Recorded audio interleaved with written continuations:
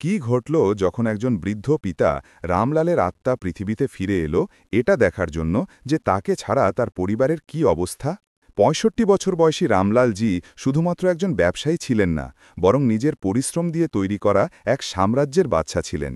একটি ছোট দোকান থেকে শুরু হওয়া সফর আজ শহরের দুটো সবচেয়ে বড় শোরুম, একটি বড় গোডাউন এবং কোটি কোটি টাকার টার্নওভার পর্যন্ত পৌঁছে গিয়েছিল। কিন্তু যার ওপর তার সবচেয়ে বেশি গর্ব ছিল তা ছিল তার পরিবার, স্ত্রী কমলা এবং দুই ছেলে সুধীর ৩৫ বছর ও কপিল ৩০ বছর। দুই ছেলেরই বিয়ে হয়ে গিয়েছিল এবং তারা বাবার ব্যবসায় হাত লাগাত। সেদিন সকালেও রামলালজি নিজের আলিশান অফিসে বসে ১ কোটি টাকার ডিল চূড়ান্ত করছিলেন। তখনই হঠাৎ তার বুকে এক তীব্র অসহ্য ব্যথা উঠল। বাঁচাও বাঁচাও বলে অস্ফুট স্বরে বলতে বলতে তিনি বুক চেপে ধরলেন। হাত থেকে কলম পড়ে গেল, কাগজ ছড়িয়ে ছিটিয়ে গেল। তার মুখ ঘামে ভিজে গিয়েছিল। সাহেব সাহেব, তার ক্যাশিয়ার রমেশ ডাক দিল। তাড়াতাড়ি ওনাকে গাড়িতে করে হাসপাতালে নিয়ে চলো, রমেশ চিৎকার করে বলল। সুধীর স্যার আর কপিল স্যারকে ফোন করো, অন্য এক কর্মচারী বলল। ১০ মিনিটের মধ্যে অ্যাম্বুলেন্স চলে এলো। রামলালজিকে স্ট্রেচারে শুয়ে সিটি হসপিটালে নিয়ে যাওয়া হলো। ডাক্তাররা সঙ্গে সঙ্গে পরীক্ষা করলেন। মেজর হার্ট অ্যাটাক, খুব গুরুতর অবস্থা, এখনই এনজিওপ্লাস্টি করতে হবে। সুধীর আর কপিল দৌড়ে এলো। ডাক্তারবাবু, বাবা ঠিক হয়ে যাবেন তো? সুধীর জিজ্ঞেস করল। চেষ্টা করছি, কিন্তু কন্ডিশন খুব সিরিয়াস, ডাক্তার বললেন। এনজিওপ্লাস্টি সফল হল। রামলালজিকে আইসিইউতে রাখা হলো। সপ্তাহখানেক পর্যন্ত রামলালজির অবস্থায় উন্নতি দেখা যাচ্ছিল। ডাক্তাররা বলেছিলেন যে ১-২ দিনের মধ্যে বাড়ি যেতে পারেন। কিন্তু রবিবার সন্ধ্যায় হঠাৎ তার অবস্থা আবার খারাপ হয়ে গেল। দ্বিতীয় হার্ট অ্যাটাক হল, যা আগের চেয়েও বেশি মারাত্মক ছিল, এবং কয়েক মুহূর্তের মধ্যেই তার চোখের সামনে অন্ধকার নেমে এলো এবং তার শ্বাস-প্রশ্বাস বন্ধ হয়ে গেল। রামলাল জি, যিনি নিজের শর্তে বাঁচতেন, মৃত্যুর সামনে টিকতে পারলেন না। যেমনই তার আত্মা শরীর থেকে আলাদা হল, দুইজন বিশালকায় কালো বর্ণের যমদূত তার সামনে প্রকট হল। রামলালজি ঘাবড়ে গিয়েছিলেন। তিনি চিৎকার করতে চাইছিলেন, নিজের পরিবারের কাছে ফিরে যেতে চাইছিলেন, কিন্তু এখন সব কিছু তার নিয়ন্ত্রণের বাইরে ছিল। যমদূতরা তাকে ধরে এক অনন্ত অন্ধকার রাস্তা দিয়ে যমলোকে নিয়ে এলো। যমলোক এক বিচিত্র জায়গা ছিল। না দিন ছিল, না রাত, সব দিকে এক রহস্যময় কুয়াশা ছিয়েছিল, এবং অগণিত আত্মারা নিজেদের কর্মের হিসাবের জন্য অপেক্ষা করছিল। রামলালজিকে এক লাইনে দাঁড় করিয়ে দেওয়া হলো, কিন্তু তার মন সেখানে ছিল না। তার আত্মা ছটপট করছিল। ১ দিন গেল, ২ দিন গেল, ৩ দিন গেল। রামলালজির আত্মা এক মুহূর্তের জন্য শান্তি পাচ্ছিল না। তার চোখের সামনে বারবার নিজের বাড়ির দৃশ্য ঘুরছিল। কমলার কি অবস্থা হবে? সে তো আমাকে ছাড়া এক মুহূর্ত থাকতে পারবে না। আমার ছেলে সুধীর আর কপিল, ওরা তো এখনো বাচ্চা, এত বড় কারবার কিভাবে সামলাবে? ইস, আমি যদি একবার দেখতে পেতাম যে আমাকে ছাড়া বাড়ির কি অবস্থা। বাচ্চারা ঠিক আছে তো? ব্যবসা ঠিকঠাক চলছে কি না? কমলা কাঁদতে কাঁদতে অসুস্থ তো হয়ে পড়েনি? এই চিন্তাগুলো বিচ্ছুর দংশনের মতো তার আত্মাকে বারবার কামড়াচ্ছিল। না তো তার আত্মা শান্তি পাচ্ছিল, না সামনের যাত্রার জন্য প্রস্তুত হতে পারছিল। তারপর ধর্মরাজ তার সামনে এলেন। রামলাল, তোমার আত্মা সাংসারিক মোহমায়ায় এত ভেসে আছে যে তুমি সামনের সফর শেষ করতে পারছ না। তোমার এই কষ্ট তোমার সামনের পথের সবচেয়ে বড় বাধা। রামলালজির আত্মা হাত জোড় করে মিনতি করল। হে ধর্মরাজ, আমি কিছু চাই না, ব্যাস একবার, শুধু একবার আমাকে আমার পরিবারকে দেখার অনুমতি দিন। যদি আমি ওদের খুশি এবং ঠিকঠাক দেখে নিই, তাহলে আমার আত্মা শান্তি পাবে। আমি কথা দিচ্ছি, তারপর আমি কোনো মোহ রাখব না। ধর্মরাজ কিছু মুহূর্ত চিন্তা করলেন এবং তারপর বললেন, ঠিক আছে, তোমার এই তীব্র ইচ্ছাকে সম্মান জানিয়ে আমরা তোমাকে পৃথিবীতে ফিরে যাওয়ার জন্য ২ দিনের সময় দিচ্ছি। তুমি সেখানে যেতে পারো, কিন্তু মনে রেখো, তুমি কেবল একজন দর্শক হয়ে সবকিছু দেখবে, কোনো ঘটনাতেই হস্তক্ষেপ করতে পারবে না। আর যে সত্য তোমার চোখের সামনে আসবে তা সহ্য করার জন্য নিজের আত্মাকে পাথর করতে হবে, কারণ দুনিয়াটা তেমন নয় যেমন তুমি আজ পর্যন্ত দেখে এসেছ। এটা শুনে রামলালজি অবাক হয়ে গেলেন। তখনই এক তীব্র আলো তার আত্মাকে ঘিরে ফেলল এবং পরের মুহূর্তেই তিনি নিজেকে নিজেরই বাড়ির উঠোনে দাঁড়ানো অবস্থায় পেলেন। আজ বাড়িতে শান্তিপাঠ চলছিল। শত শত লোক জমা হয়েছিল, আত্মীয়, প্রতিবেশী, ব্যবসায়ী, বন্ধু, সমাজের লোকজন। সবার মুখে এক আনুষ্ঠানিক শোকের ভাব ছিল। রামলালজির আত্মা এটা দেখে শান্তি পেল যে এত লোক এসেছে আমার মৃত্যুতে, আমার পরিবারের দুঃখে সামিল হওয়ার জন্য। এগিয়ে গিয়ে তিনি দেখলেন তার দুই ছেলে সুধীর আর কপিল সবার সামনে বসে চোখের জল ফেলছিল। বাবা, তুমি কোথায় চলে গেলে? তাদের চিৎকার শুনে রামলালজির হৃদয় ভরে এলো। তিনি মনে মনে ভাবলেন, আমার বাচ্চারা আমাকে কত ভালোবাসে। কিন্তু তখনই তার কানে কিছু ফিসফিসানি এলো। দূরে দাঁড়িয়ে দুইজন বিজনেস পার্টনার নিজেদের মধ্যে কথা বলছিল। একজন বলল, ইয়ার, রামলালের চলে যাওয়া বড়ই আশ্চর্যের ব্যাপার, কিন্তু সত্যি বলতে কি, লোকটা খুব ডিকটেটর টাইপের ছিল। প্রতিটা ছোট বিষয়ে নিজের মার্জি চালাত। দ্বিতীয়জন হাসতে হাসতে বলল, হ্যাঁ, বড় অহংকারী ছিল। নিজের ছেলেদের নিয়ে খুব গর্ব ছিল তার। এখন দেখি দুই ছেলে কিভাবে এত বড় কারবার সামলায়। তখনই সেখানে বসে থাকা রামলালের এক বন্ধু অন্য বন্ধুকে বলল, এখনও আর কতক্ষণ চলবে এই শান্তিপাঠ? আমাদের আরও কাজ আছে। এটা শুনে রামলালজির আত্মা একটা ধাক্কা খেল। নিজের তথাকথিত শুভাকাঙ্ক্ষীদের মুখ থেকে এই কথাগুলো শুনে তিনি খুব অবাক হলেন। এই লোকগুলোই ছিল যারা তিনি বেঁচে থাকতে তার হুজুরি করতে করতে ক্লান্ত হতো না। কিন্তু ছেলেদের কান্না দেখে তার মন ভরে এলো। কিভাবে কেঁদে কেঁদে রামলালকে মনে করছিল তারা। না বেটা, কেঁদো না, হিম্মত রাখো, তিনি চিৎকার করে উঠলেন, কিন্তু কেউ তার আওয়াজ শুনতে পাচ্ছিল না। তারপর যখন সব লোক খাওয়ার জন্য বসল, তখন রামলালজি আরও একটি তিক্ত সত্য দেখলেন। যাদের তিনি নিজের আপনজন ভাবতেন, তারা এখন খাবারে খোঁত ধরছিল। আরে, এতে তো বাদাম পেস্তা কিছুই দেওয়া হয়নি, এ কেমন পায়েস বানিয়েছে? এই রায়তা তো একদম ঠান্ডা নয়, কি বানিয়েছে এরা? আরে, লুচি ঠান্ডা হয়ে গেছে, গরম গরম নিয়ে এসো। রামলালজির আত্মা এসব শুনে স্তব্ধ হয়ে গেল। এসব লোকেদের তিনি নিজের শুভাকাঙ্ক্ষী ভাবতেন, কাছের আত্মীয়, পুরনো বন্ধু, পারিবারিক লোক, কিন্তু কারও তার চলে যাওয়ার দুঃখ ছিল না। সবাইকে ব্যাস নিজের নিজের চিন্তায় পড়েছিল। তারপর একে একে সবাই চলে যেতে লাগল। বাড়িতে এখন শুধু পরিবারের লোকজনই বাকি ছিল, তার স্ত্রী কমলা, সুধীর, কপিল এবং তাদের স্ত্রী স্বপ্না ও কবিতা। বাড়িতে এক অদ্ভুত নীরবতা নেমে এলো। রামলালজি দেখতে চাইলেন যে ছেলেরা মায়ের সাথে বসে ভবিষ্যতের কোনো পরিকল্পনা করবে, ব্যবসা কিভাবে চালাতে হবে তা নিয়ে নিশ্চয়ই কথা বলবে। কিন্তু যা কিছু পরের কয়েক ঘণ্টায় হল, তা রামলালজির আত্মাকে ঝাঁকুনি দিয়ে দিল। যেমনই শেষ মেহমান বাড়ি থেকে বেরোল, সুধীর আর কপিল কান্নাকাটি বন্ধ করে বৈঠকখানায় চলে এলো। দুই ভাইয়ের মুখে এখন শোকের কোনো চিহ্ন ছিল না। সুধীর নিজের চোখ মুছল এবং একদম স্বাভাবিক গলায় বলল, চল ভাই, বোতল বের কর, অনেক দিন হয়ে গেছে। রামলালজির আত্মা অবাক হয়ে গেল। এটা কি হচ্ছে? এখনই তো এই দুজন বুক চাপড়ে কাঁদছিল, আর সাহস কিভাবে হলো এদের আমার বাড়িতে বসে মদ খাবার? কপিল বলল, কিন্তু দাদা, বাবা তো বাড়িতে মদ আনতেও দিতেন না। সুধীর বলল, আরে ছোট, প্র্যাকটিক্যাল হ, বাবা তো পরলোকে চলে গেছেন, এখন কে আছে আটকানোর? গাড়িতে পড়ে আছে, নিয়ে আয়। রামলালজির আত্মা বৈঠকখানায় দাঁড়িয়ে নিজের বাড়ির লোকেদের দেখছিল। একদিকে দুই ছেলে মদ খাওয়ায় মগ্ন ছিল, তো অন্যদিকে কমলাজি, যিনি সারাদিন কেঁদে কেঁদে বেহাল হয়ে পড়েছিলেন, নিজের ঘরে গিয়ে বিছানায় শুয়ে পড়লেন। তার মাথায় তীব্র যন্ত্রণা হচ্ছিল। রামলালজির আত্মা তার পিছু পিছু ঘরে গেল। কমলাজি দেওয়ালে লাগানো রামলালজির ছবি দেখে হাউমাউ করে কাঁদতে লাগলেন। আপনি কোথায় চলে গেলেন আমাকে এই মাঝ দরিয়ায় একা ফেলে? এখন আমি কিভাবে সব সামলাব? রামলালজির মন নিজের স্ত্রীর এই অবস্থা দেখে ছটপট করে উঠল। তিনি তার হাত ধরে তাকে সান্ত্বনা দিতে চাইলেন, কিন্তু যেমনই তিনি কমলার হাত ধরার চেষ্টা করলেন, তার হাত কমলার হাতের আর পার হয়ে গেল। তিনি অসহায় হয়ে পড়েছিলেন।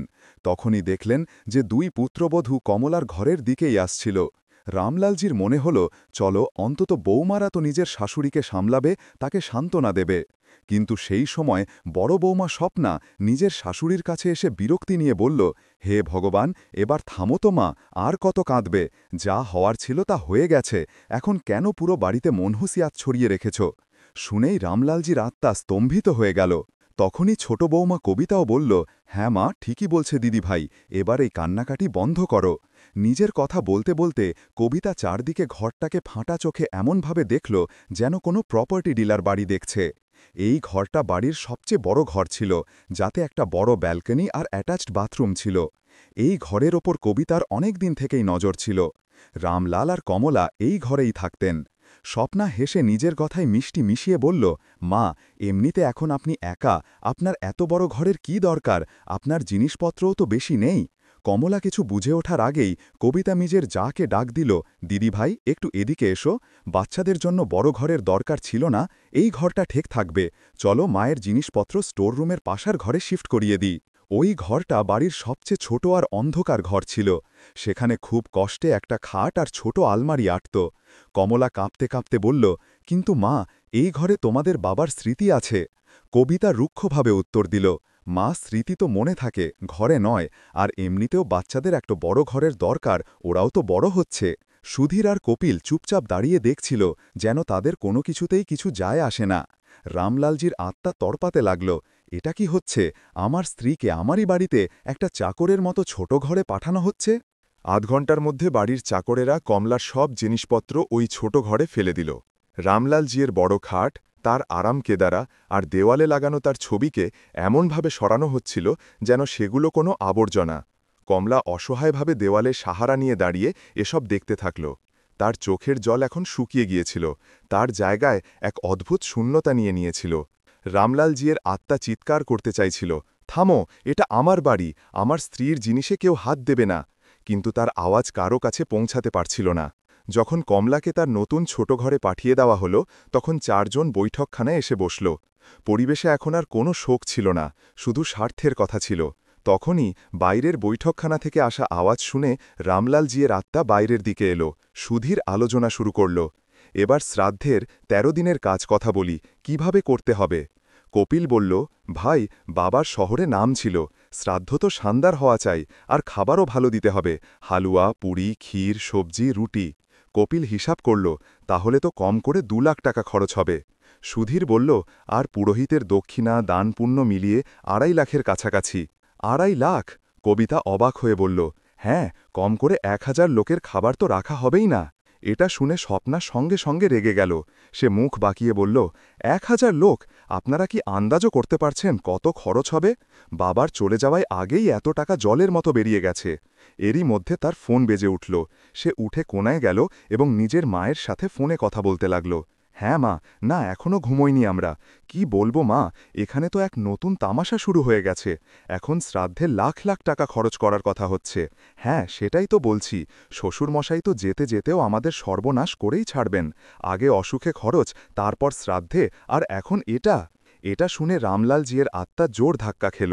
আমি সারা জীবন এদের জন্য টাকা জমালাম, আর আজ এরা বলছে যে আমি এদের সর্বনাশ করছি। স্বপ্না তখনও বলছিল, মা, আমি দেওরজাকেও বলেছি। হ্যাঁ মা, আমি এখনই কথা বলছি, এত খরচ করার কি দরকার, সাদাসিদে প্রোগ্রাম করে মিটিয়ে দিই। ফোন রেখে সে ফিরে এলো এবং সবার দিকে তাকিয়ে বলল, শুনুন সবাই, আমি একটা প্র্যাকটিক্যাল কথা বলতে চাই। সুধীর জিজ্ঞেস করল, কি কথা? স্বপ্না বলল, দেখুন, আপনারা শ্রাদ্ধের জন্য 2.5 লাখের বাজেট বানাচ্ছেন, কিন্তু আমার মনে হয় না এত খরচ করার দরকার আছে। কবিতা সঙ্গে সঙ্গে সমর্থন করে বলল, হ্যাঁ দিদিভাই, ঠিকই বলছেন, আজকাল যা মহারগ্যের জামানা। স্বপ্না আরও বলল, আমরা 30-40 হাজার টাকাতেও আরামে কাজ চালাতে পারি, দান দক্ষিণা করার কোনো দরকার নেই, আর সাদা খাবার রাখব। সুধীর একটু ইতস্তত করল, কিন্তু লোকে কি বলবে? কপিল বলল, আরে ভাই, লোকে তো কিছু না কিছু বলবেই, আমাদের নিজেদের দেখা উচিত, ফালতু টাকা নষ্ট করে কি লাভ? স্বপ্না শেষ প্রস্তাব রাখল, আর শুনুন, খরচও নিজেদের মধ্যে সমান সমান ভাগ করে নেব, 15 থেকে 20 হাজার সুধীর দেবেন, 15 থেকে 20 হাজার দেওরজি দেবেন। কবিতা খুশিতে বলল, এই কথাটা ঠিক, কম করে সমান সমান তো খরচ হবে। সবাই এই কথায় রাজি হয়ে গেল। শ্রাদ্ধের বাজেট কমে 40 হাজার হয়ে গেল। রামলালজির আত্মা তাদের মাঝেই বসে নিশ্চিন্তে এইসব তামাশা দেখছিল। শ্রাদ্ধের বাজেট কম করার পর বাড়িতে এক অদ্ভুত শান্তি নেমে এলো, যা কোনো বড় ঝড়ের আগের নীরবতার মতো মনে হচ্ছিল। রাতের খাওয়ার পর সুধীর এমন এক কথা তুলল যা বাড়িতে মহাভারতের শঙ্খনাদ করে দিল। দেখ কোপেল, এবার আমাদের প্র্যাকটিক্যাল হতে হবে। বাবা তো চলে গেলেন, এবার এটা ভাবতে হবে যে বিজনেসকে এগিয়ে কিভাবে নিয়ে যাওয়া যায়। এটা শুনতেই বাড়ির পরিবেশ বদলে গেল। কপিল সঙ্গে সঙ্গে সতর্ক হয়ে গেল। সে উত্তর দিল, এগিয়ে কিভাবে নিয়ে যাওয়া যায় মানে? যেমন চলছিল তেমনই চলবে, আমি আর আপনি মিলে সামলাব। তখনই সুধীরের স্ত্রী স্বপ্না মাঝখানে বলে উঠল, তা কি করে হবে?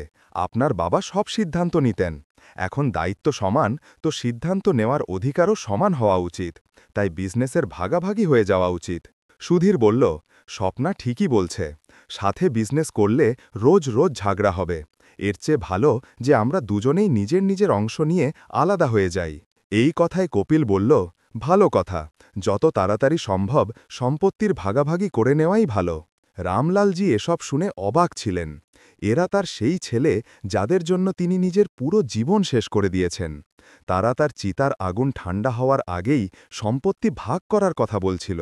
তারপর সুধীর দেমাগ দেখিয়ে বলল, দেখ কপিল, দুটো শোরুম আছে। আমি বড়, তাই বড় শোরুমটা আমি নেব। বাবার সাথে আমি বেশি পরিশ্রম করেছি, তাই আমার বেশি অধিকার।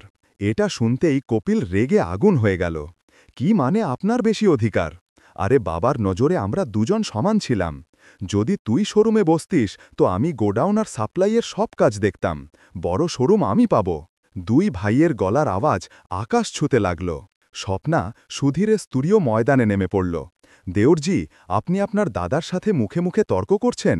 উনি বড়, ওনার সম্মান করুন। কবিতা কপিলের স্ত্রীও কোথায় চুপ থাকার পাত্রী ছিল। সম্মান মানে এই নয় যে নিজের অধিকার ছেড়ে দেব। যখন ছেলে দুটো, তখন ভাগও সমান হওয়া চাই। দুই ভাইয়ের তর্ক এখন চিৎকার চেঁচামেচিতে বদলে গেল। তারা একে অপরের ওপর দোষ চাপাচ্ছিল। তুই সবসময় বাবার কান ভাঙাতা, তুই সবসময় চোর ছিলি, হিসাবে গড়গড় করতি। কমলাজি বাইরের আওয়াজ শুনে ঘর থেকে বেরোলেন। তার চোখে বিস্ময় আর দুঃখ ছিল। তিনি কাঁপা গলায় বললেন, সুধীর, কপিল, এসব কি করছো তোমরা? তোমাদের বাবার আত্মা কি শান্তি পাবে এসব দেখে? তখনই বড় বৌমা স্বপ্না নির্লজ্জের মতো উত্তর দিল, শান্তি তো তখন পাবে মা, যখন বাড়িতে টাকার হিসাব ঠিকঠাকভাবে হয়ে যাবে। আপনি আপনার আদরের ছোট ছেলেকে বোঝান, যেন সে ঠিকভাবে ভাগাভাগির জন্য তৈরি হয়ে যায়। ছোট বৌমা কবিতাও পিছিয়ে রইল না। হ্যাঁ মা, আপনি বড় দাদাকে বোঝান যেন আমাদের দমানোর চেষ্টা না করেন। ভাগ তো সমান সমান হয়েই থাকবে। কমলাজি দুই বৌমার মেজাজ দেখে পাথরের মূর্তি মতো দাঁড়িয়ে রইলেন। তার বিশ্বাস হচ্ছিল না যে এটা সেই বাড়ি যাকে তিনি নিজের রক্ত ঘাম দিয়ে সাজিয়েছিলেন। ওদিকে রামলালজির আত্মা ছটপট করে উঠল। তার মন চাইছিল যে তিনি কষে এক থাপ্পড় কপিলের গালে মারেন আর সুধীরকে বকে চুপ করিয়ে দেন। তিনি নিজের বৌমাদের বাড়ি থেকে বের করে দিতে চাইছিলেন। কিন্তু তিনি একজন অদৃশ্য দর্শক ছিলেন, যিনি শুধু নিজের স্বপ্নের মহলকে ভাঙতে দেখতে পারতেন। এখন লড়াই ভাইদের চেয়ে বেশি বৌমাদের মধ্যে হচ্ছিল। দুজন একে অপরের ওপর এমনভাবে ঝাঁপিয়ে পড়ল যেন জন্মজন্মান্তরের শত্রু। লড়াই যখন চরমে, হঠাৎ কপিল অস্ত্র ফেলে দিল। ঠিক আছে ভাই, সে এক দীর্ঘশ্বাস নিয়ে বলল, আপনিই রেখে নিন বড় শোরুম, আমি ছোট শোরুম নিয়ে নেব। এটা শুনেই সবাই অবাক হয়ে গেল। কবিতা তো নিজের স্বামীকে বড় বড় চোখ করে দেখতে লাগল। এসব কি বলছেন আপনি? আমরা আমাদের অধিকার কেন ছাড়ব? কপিল চোখে চোখেই কবিতাকে চুপ থাকার ইশারা করল। তার মুখে এক এমন কুটিল হাসি ছিল যা কেউ বুঝতে পারল না। সুধীর আর স্বপ্নার মনে হল যে তারা বাজি জিতে নিয়েছে। বাড়ির দুটো ভাগ হবে এটাও ঠিক করে নেওয়া হলো। যদিও কেউ এই বিষয়ে ভাবল না যে মাকে কে রাখবে। রামলালজি এসব দেখছিলেন। নিজেই তিনি বললেন, ভালোই করেছি আমি যে আসল চাবি আমি আমার স্ত্রীর হাতে দিয়ে দিয়েছি। আমি আমার উইলে পরিষ্কার লিখেছি যে আমার পর সব কিছুর মালকিন কমলা হবে। সে চাইলে পরে বাচ্চাদের মধ্যে ভাগ করবে, চাইলে নিজের কাছে রাখবে। তার অনুমতি ছাড়া এই বাচ্চারা আমার জমি জায়গার এক পয়সাও পাবে না। আমার কমলা বুদ্ধিমতী, সে নিশ্চয়ই ঠিক পদক্ষেপ নেবে। চলো বেটা, এবার তোমাদের মা তোমাদের আসল জায়গা দেখাবে। কিন্তু কিছুক্ষণ পরেই তার সামনের দৃশ্য দেখে তার আত্মা শটান হয়ে গেল। যখন ভাগাভাগিতে সবার সম্মতি হয়ে গেল, সুধীর আর একটা ফাইল নিয়ে কমলার কাছে গেল। তার মুখে মধুর মতো মিষ্টি হাসি ছিল। মা, সে খুব ভালোবাসার সাথে বলল, এটা ব্যাংকে বাবার কিছু পুরনো অ্যাকাউন্ট বন্ধ করানোর কাগজ। এর ওপর ব্যাস নিজের সই করে দাও। কমলা, যে আগে থেকেই দুঃখ আর লড়াই ঝগড়ায় ভেঙে পড়েছিল, সে কিছু না ভেবেই জিজ্ঞেস করল, কোথায় সই করতে হবে বাবা? রামলালজি রাত্তা চিৎকার করে উঠল, না কমলা, না, এরা তোকে ধোঁকা দিচ্ছে। এগুলো ব্যাংকের নয়, প্রপার্টির কাগজ, সই করিস না। কিন্তু তার আওয়াজ তার অসহায় স্ত্রীর কাছে কিভাবে পৌঁছাত? কমলা কাঁপতে কাঁপতে হাতে কলম তুলল এবং যেখানে ছেলে বলেছিল সেখানে সই করে দিল। যেমনই সই হল, সুধীর আর কপিল একে অপরের দিকে তাকাল এবং স্বস্তির নিঃশ্বাস ফেলল। দুই ভাইয়ের মুখে জয়ের চমক ছিল। কিন্তু কবিতা তখনও রাগের আগুনে জ্বলছিল। রাতে যখন সবাই নিজের ঘরে গেল, কবিতা নিজের স্বামী কপিলের ওপর ফেটে পড়ল। পেলে তো সমান অধিকার। যখন আমি আমাদের ভাগের জন্য লড়ছিলাম তখন তুমি চুপচাপ মেনে গেলে কেন? কপিল দরজা বন্ধ করল এবং নিজের আলমারি থেকে একটা চেক বই বের করল। সে একটা চেক দেখিয়ে বলল, আরে পাগলি, তুমি জানো না, বাবার সই করা একটা ব্ল্যাঙ্ক চেক আমার কাছে পড়ে আছে। কয়েক মাস আগে তিনি আমাকে একটা পেমেন্টের জন্য দিয়েছিলেন। তারপর বাবা অসুস্থ হয়ে গেলেন আর আমি ওই পেমেন্ট করলামই না। চেক আমার কাছেই রয়ে গেল। কবিতার চোখ ছানা বড়া হয়ে গেল। কপিল কুটিলভাবে হাসতে হাসতে বলল, কাল সকালে সবার আগে ব্যাংকে গিয়ে আমি এতে 25 লাখ টাকা ভরব আর নিজের অ্যাকাউন্টে ট্রান্সফার করিয়ে নেব। কেউ কাক পক্ষীতেও টের পাবে না। যতটা লোকসান আমার ছোট শোরুম থেকে হচ্ছে তার চেয়ে বেশি আমি এখান থেকে উসুল করে নেব। এটা শুনে কবিতার মুখেও সেই কুটিল হাসি ছড়িয়ে পড়ল। বাহ, মানলাম আপনাকে। সুধীর দাদা তো নিজেকে খুব চালাক ভাবেন, কাল বোঝা যাবে আসল খেলোয়াড় কে। রামলালজির আত্মা, যা তাদের ঘরের বাইরে দাঁড়িয়ে সব শুনছিল, কেঁপে উঠল। হে ভগবান, কত চালাক আর ধোঁকাবাজ এরা! নিজের মরা বাবার সাথেও ধোঁকা দিল। এরই মধ্যে কমলার শরীর হঠাৎ খারাপ হতে লাগল। সন্ধ্যায় তার খুব জ্বর এলো, মাথায় ব্যথা হচ্ছিল। সে ডাক দিল, স্বপ্না মা, কবিতা মা। স্বপ্না নিজের ঘর থেকে চেঁচাল, কি ব্যাপার মা? আমার খুব জ্বর এসেছে মা, কিছু ওষুধ দাও না। স্বপ্না নিজের ঘর থেকে বেরিয়ে জ্বরের ওষুধের একটা পাতা দিয়ে দিল। এই নিন, জলের সাথে খেয়ে নিন। মা, মনে হচ্ছে ডাক্তার দেখাতে হবে, খুব খারাপ অবস্থা, কমলা বলল। কবিতাও নিজের ঘর থেকেই উত্তর দিল, মা, কাল দেখে নেব, এখন রাত হয়ে গেছে। রামলালজির আত্মা ছটফাট করে উঠল। এই সেই কমলা, যে এদের সবার জন্য রাত জেগে সেবা করেছে, আজ তার কেউ খোঁজও নিচ্ছে না। সারা রাত কমলার মাথা ব্যথা ছিল। কয়েকবার উঠে জল খেতে গেল, কিন্তু কেউ তার অবস্থা দেখারও প্রয়োজন মনে করল না। পরের দিন সকালে কমলার অবস্থা আরও খারাপ হয়ে গেল। তার বমি হতে লাগল। দুর্বলতায় সে দাঁড়িয়েও থাকতে পারছিল না। সুধীর, কপিল, সে ধীর গলায় ডাক দিল, কিন্তু কেউ শুনল না। কমলা নিজের ছোট ঘরে একা পড়ে রইল। রামলালজির আত্মা খুব খারাপভাবে ছটপট করতে লাগল। এ কি হচ্ছে? আমার কমলা, আমার স্ত্রী অসুস্থ, আর কেউ তাকে জিজ্ঞেস করারও নেই। এরই মধ্যে কপিল চুপচাপ তৈরি হল। তার পকেটে বাবার সই করা ব্ল্যাঙ্ক চেক ছিল। সে কবিতাকে বলল, আমি ব্যাংক থেকে আসছি, তুমি বাড়িতেই থেকো। কত টাকা তুলবে? যত টাকা অ্যাকাউন্টে আছে সব, 25-30 লাখের কাছাকাছি হবে। কবিতা খুশিতে বলল, বাহ, তাহলে তো মজাই এসে যাবে। কপিল চুপচাপ বাড়ি থেকে বেরোল আর ব্যাংকে পৌঁছে গেল। সে চেকে 25 লাখ টাকার অঙ্ক ভরল আর ব্যাংকে জমা দিল। কিছুক্ষণের মধ্যেই পুরো 25 লাখ টাকা তার ব্যাংক অ্যাকাউন্টে ট্রান্সফার হয়ে গেল। সে মনে মনে হাসছিল, সুধীর দাদা, তুমি ভাবো যে তুমি খুব চালাক, আসল খেলোয়াড় তো আমি। কিন্তু সেই সময় কপিল এই কথা ভুলে গিয়েছিল যে তার বড় ভাইও কাঁচা খেলোয়াড় ছিল না। বাবার মোবাইল ফোন সুধীরের কাছে ছিল এবং ওই ফোনে ব্যাংকের সব মেসেজ আসত, কত টাকা তোলা হলো, কত জমা হলো। যেমনই কপিল টাকা ট্রান্সফার করাল, রামলালজির ফোনে একটা মেসেজ এলো, 25 lakh debited from your account. সুধীরের মাথা ঘুরে গেল। সে ভাবল, এটা কোন চেক কাটল? আমি তো কোনো চেক দিইনি। সে সঙ্গে সঙ্গে ব্যাংকে ফোন করল এবং জানতে চাইল। শীঘ্রই সে সব জানতে পারল। এখন সুধীরের রাগ সপ্তম আসমানে পৌঁছে গেল। আচ্ছা, আমাকে বোকা ভাবা হয়েছে, ছোট শোরুমের সাথে সাথে সব টাকাও নিয়ে গেল। সুধীরের চোখ রাগে লাল হয়ে গেল। এই জন্যই ছোট শোরুম নেওয়ার জন্য এত সহজে রাজি হয়ে গিয়েছিল। যখন কপিল বাড়ি ফিরল, সুধীর তার রাস্তায় দাঁড়িয়ে গেল।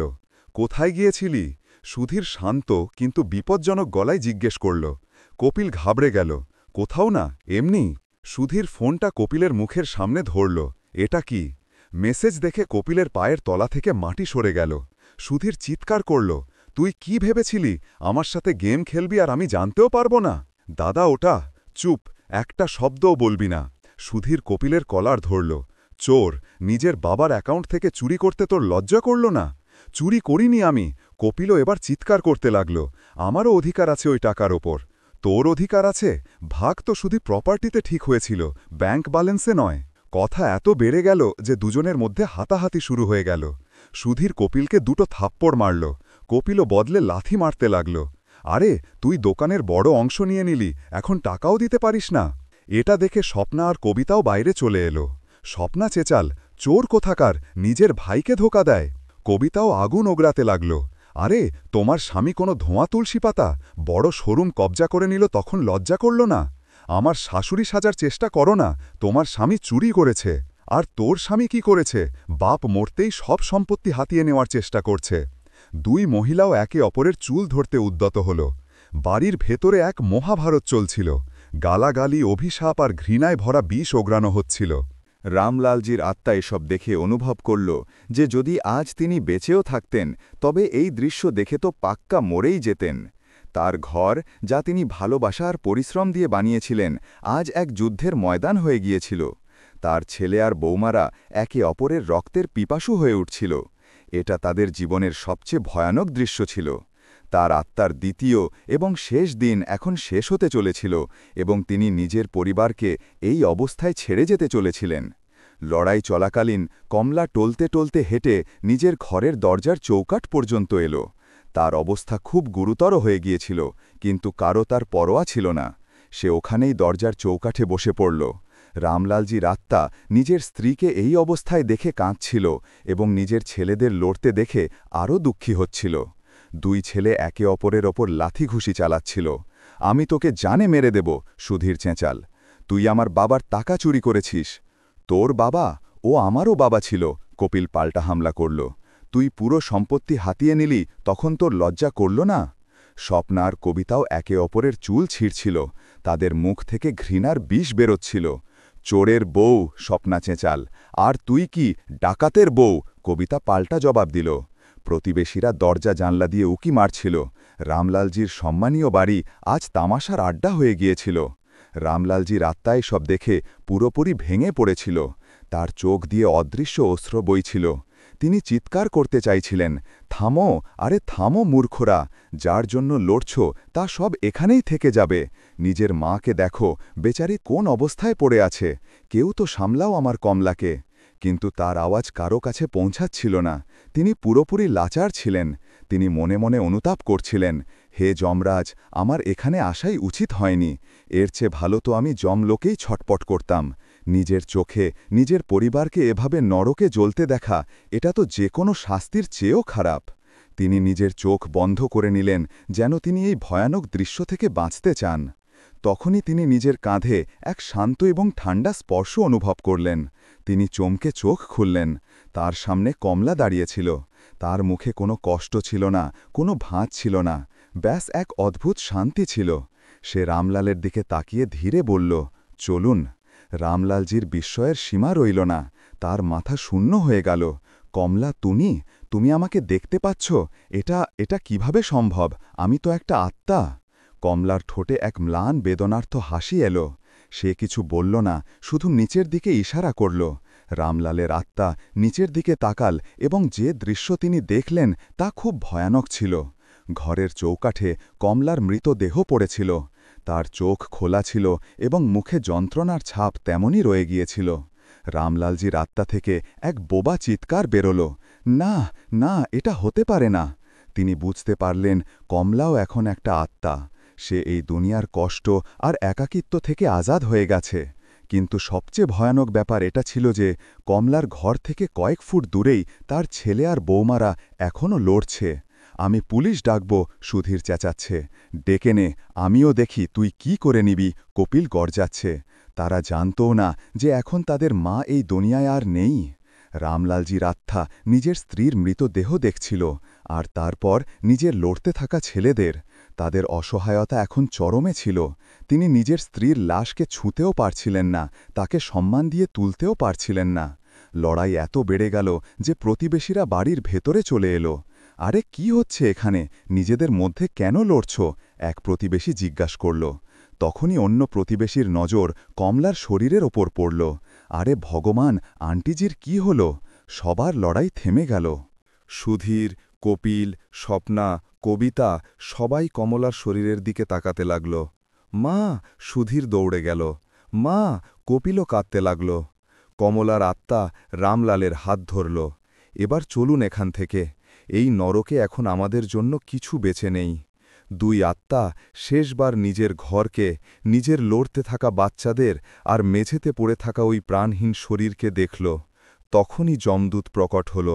এক যমদূত গভীর গলায় বলল, দেখে নিলে রামলাল, মানুষ টাকার পেছনে কতটা অন্ধ হয়ে যায় যে তার জীবিত আর মৃতের মধ্যে তফাৎ চোখে পড়ে না।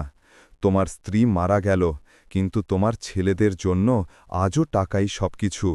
রামলাল আর কমলার আত্মারা একে অপরের দিকে তাকাল। তাদের চোখে এখন আর কোনো দুঃখ ছিল না, কোনো অনুশোচনা ছিল না, শুধু এক গভীর শান্তি ছিল। তারা দুজনেই একসাথে সেই দিব্য আলোর দিকে এগিয়ে গেল, এই দুনিয়ার স্বার্থ, লোভ আর ধোঁকা থেকে অনেক দূরে, সব সময়ের জন্য। বন্ধুরা, এই গল্প নয়, সংসারের এক তিক্ত সত্য। টাকার লোভ মানুষকে এই পর্যায় পর্যন্ত অন্ধ করে দেয়, যেখানে না তো তার জীবিত সম্পর্কের কদর থাকে, আর না মৃত শরীরের অনুভূতি হয়। রামলালজি আর কমলাজি যে ঘরকে নিজেদের নিঃশ্বাস দিয়ে সাজিয়েছিলেন, সেই ঘরেই তাদের নিঃশ্বাসের দাম কিছু কাগজের টুকরোর চেয়েও কম ছিল। তাদের সবচেয়ে বড় ভুল হয়তো এটাই ছিল যে তারা বাচ্চাদের ধনী তো বানিয়ে দিয়েছিলেন, কিন্তু মানুষ বানাতে পারেননি। এখন ওই কোলাহল, ওই লোভ, ওই ঘৃণা থেকে অনেক দূরে তারা এক এমন দুনিয়ার দিকে যাচ্ছিলেন যেখানে কর্মের হিসাব হয়, দৌলতের নয়।